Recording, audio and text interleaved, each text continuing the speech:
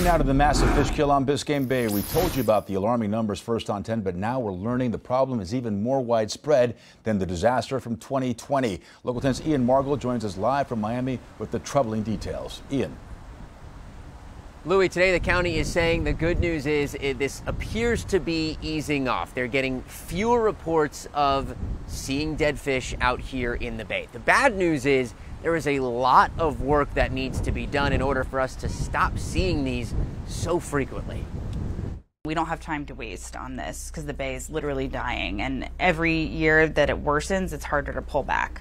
Right now, South Florida is experiencing the worst fish kill we've seen since August 2020, when Miami Waterkeeper Executive Director Dr. Rachel Silverstein says more than 27,000 fish and other wildlife died in a matter of 5 days. This time we've had several thousand fish die. We started getting a flood of reports Wednesday morning. Fish kills like these happen when dissolved oxygen, or DO, drops below a level that is safe for fish and other wildlife. And right now, scientists like Dr. Piero Gardinali say oxygen levels are even lower than they were in 2020. Very low DO in a much more widespread area of the bay around here. The fact that the water sources that are released to the bay are polluted by our own activities, that's what's creating the problem here.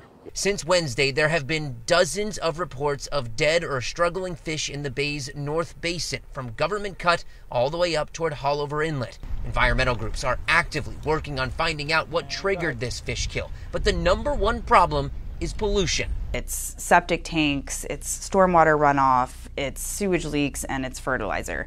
And all of those things together have pushed the bay to the brink where it basically can't support life anymore.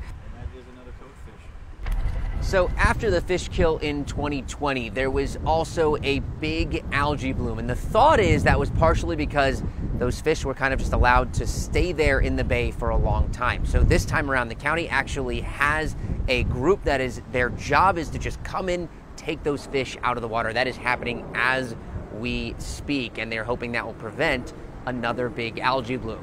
Our only hope for this to get better quickly is for temperatures to stay low, get some of that breezy air coming through that will churn up the water and increase those oxygen levels to a safer level for our wildlife.